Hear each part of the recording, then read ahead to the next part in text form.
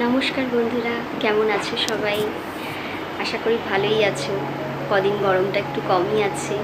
আজকে নীল উৎসব, নীল পুজো, তো সেই জন্য আজকে উপোস তো অবশ্যই করেছি।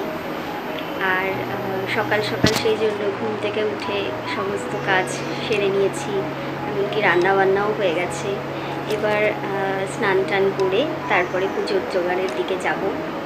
তো আজকে সারাদিন কি করলাম, আজকে ব্লগটা তোমরা দেখো, কীভাবে কি আমি পুজো দিই, আর এটাই বলার। তো সবাই দেখো, ভালো লাগবে। এই যে ঘরঠর গোছানো কমপ্লিট, ওদিকে রান্নাবান্নাও হয়ে গেছে। রান্নাঘরে শুধু বাসনগুলো রয়েছে। যিনি বাসন মাজতে আসেন উনি একটু পরেই আসবেন, তাই অপেক্ষা করছি। একটু ছাদের দিকে যাই। আমাদের বাড়িটা নতুন করে একটু রিমডেলিং করব, দোতলাটা কমপ্লিট করব। আমি একটা ঘরে থাকি ওপরে, মেয়ে বড় হচ্ছে, একটু অসুবিধেই হয়। সেই কারণে ভাবছি এবার দোতলাটা কমপ্লিট করব। তো নিচের দিকটা, সামনের দিকে একটা ঘর ছিল, ছাদ দেওয়া ছিল না, তো সেটাকে ভেঙে ফেলা হয়েছে। আমার এই যে গাছগুলো দেখুন, একটা সাইডে রেখেছি, যেহেতু পাঁচিলগুলো ভাঙা হয়েছে। এই যে মিস্ত্রিরা কাজ করছে, মোটামুটি 4টে পিলার আজকে হয়ে যাবে, আর একটা বাকি থাকবে, হয়তো কালকে করবে। তারপরে সামনের ছাদটা টেনে দিয়ে তারপরে দোতলার কাজ ধরবে। তো পাশের জঙ্গলটা পরিষ্কার করে দিয়ে গেছে পরশু দিনকে ওরা, এখানে যারা কিনেছে তারা এসে, তো হয়তো বাড়ি করবে। তবে বাড়ি করলে ভালোই হবে, কেননা আমার পাশে যেহেতু একটু বাড়ি হলে আমার বাড়িটা একটু ছায়া পাবে। এত রোদ্দুর, ভীষণ গরমে কষ্ট পাই, এত গরম হয় রাত্রিরে, প্রায় বহু রাত পর্যন্ত সেই গরমটা থেকেই যায়। স্নান টান করে ফ্ল্যাটে চলে এসেছি। ফ্ল্যাটে এসে এই যে মন্দিরটা দেখছেন, একদম আমার ফ্ল্যাটের পাশেই, তো এই মন্দিরেই আমি যাব জল ঢালতে। সেই কারণে তাড়াহুড়ো করে কাজ সেরে ফ্ল্যাটে চলে এলাম। একেবারে এখানে যেহেতু ঠাকুরটা রয়েছে, আমি ঠাকুরটা ফ্ল্যাটে নিয়ে এসেছি। সেই কারণে দেখুন কি সুন্দর পলাশ ফুল। এই প্রতি বছর বসন্তকালের সময় এই গাছটায় পলাশ ফুল ফোটে। আর আমরা যখন এই ফ্ল্যাটটা কিনতে এসেছিলাম তখন ঠিক এই সময়েই ছিল। তো এই পলাশ ফুল দেখেই আরও বেশি যেন পছন্দ হয়ে গিয়েছিল ফ্ল্যাটটা। তো চোখের সামনে এরকম দেখতে পাই, এত ভালো লাগে বারান্দায় দাঁড়াতে। তো এইবার ঘরের দিকে যাচ্ছি। ঘরে একটু সেরকম কিছুই নেই, যেহেতু আমরা ফ্ল্যাটে থাকি না, তো সেই কারণে ফার্নিচার কিছুই করা হয়নি। একটু সামান্য কিছু ইন্টেরিয়ার করা আছে। সামনে ওটা হচ্ছে আমার মেয়ের রুম, ওটা ছোট রুম একটা, আর এটা হচ্ছে ডাইনিংটা বেশ বড়ই, এবং জানলাগুলো, এই ফ্ল্যাটের একটা জিনিস ভীষণ ভালো লাগে, আলো বাতাস কোনো কিছুরই অভাব নেই, এত সুন্দর। ডাইনিংয়েও এত বড় জানলা, রুমেও জানলাগুলোও বড় বড়, তো সেই কারণে ভীষণ আলো বাতাস ভীষণ পরিমাণে, এবং গরমকালে ভীষণ আরাম। এত ঠান্ডা যে এখানে আমাদের বাড়ির প্রায় 100%-এর মধ্যে 80%ই ঠান্ডা এখানে।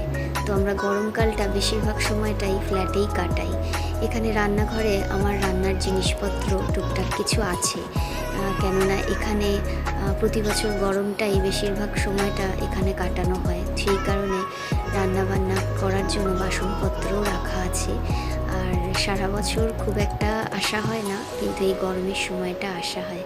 এই ফ্রিজটাও এই কারণেই নেওয়া, তো এখন বন্ধই থাকে। যখন আসি হয়তো সেরমভাবে চালানো হয় না, যখন এখানে থাকা হয় 2-4 দিন 6 দিন, তখন হয়তো চালাই। এটা হচ্ছে একটা বড় রুম, এটা অ্যাটাচ বাথরুম, আর এখানেই ঠাকুরঘর রয়েছে।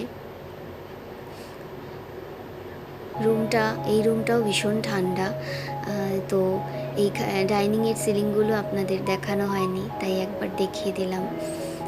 তো এই সমস্ত রুমগুলোই ভীষণ ঠান্ডা, একমাত্র ব্যালকনির যে রুমটা আছে ওটা একটু গরম হয়, যেহেতু তাও দুপুরের পরে যখন পশ্চিম দিকে রোদ্দুরটা পড়ে তখন।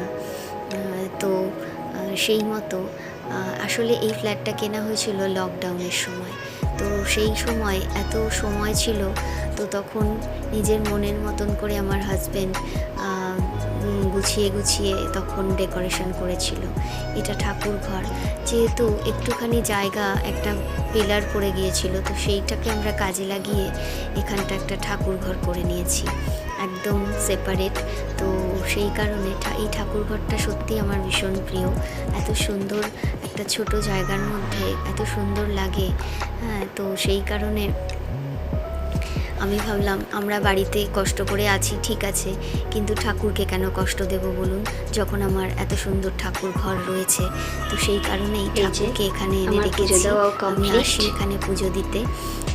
তো সেই আজকে আমার এবার পুজো দেওয়া কমপ্লিট হয়ে গেছে। আপনাদের সাথে কথা বলতে বলতে তারপরে আমি পুজো দিয়ে নিলাম। পুজোর ডালা সাজিয়ে ফেলেছি, মালা আছে, ফুল আছে, মিষ্টি সন্দেশ, বাবার মাথায় জল ঢালবো, সেই জল, ফল, আমার ডালাটাও রেডি। এবার আমি সাজুগুজু করে রেডি হব, একটু পরে আসছি।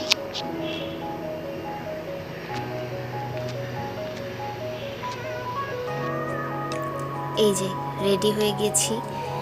শাড়িটা নীল পুজোতে পরবো বলেই কিনেছি, একদম পিওর কটন, এত নরম, পরে ভীষণ আরাম পাচ্ছি। তো রেডি হয়ে গেলাম, এবার যাব জল ঢালতে।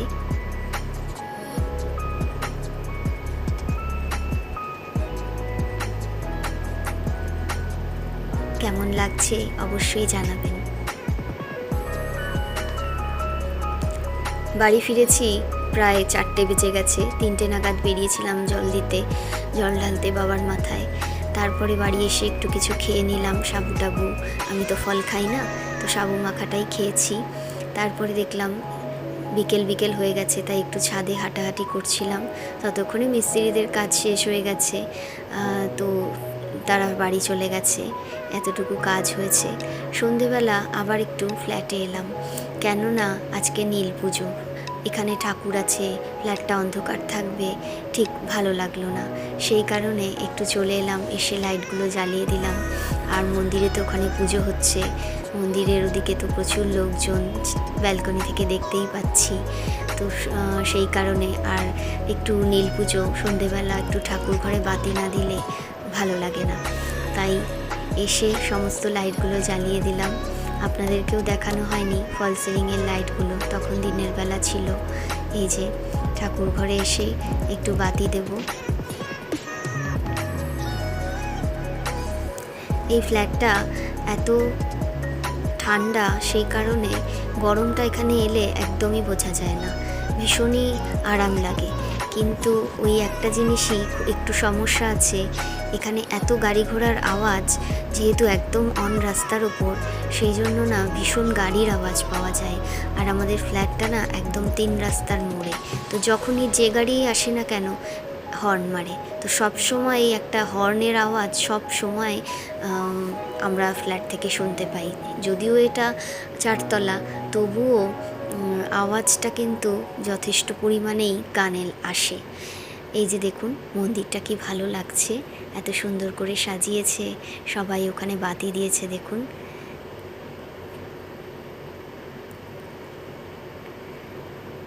এটাই একটা ভীষণ ভালো লাগার জায়গা, যে বারান্দা থেকে একদম মায়ের মন্দিরটা দেখা যায়। তো সেই কারণে এই টার্নিংয়ের মুখটার জন্যই সব সময় সমস্ত গাড়ি যখনই যায় এখানে হর্ন দেয়। চলুন এবার ঠাকুর ঘরের দিকে যাই। ঠাকুর ঘরে বাতি দিয়ে এবার ভাবলাম যে মন্দিরটা যখন সামনেই রয়েছে, তো মন্দিরের সামনে একটু বাতি দেখাই। তো বারান্দাতেই সেই কারণে ব্যবস্থা করলাম একটু মাটির প্রদীপ জ্বালিয়ে।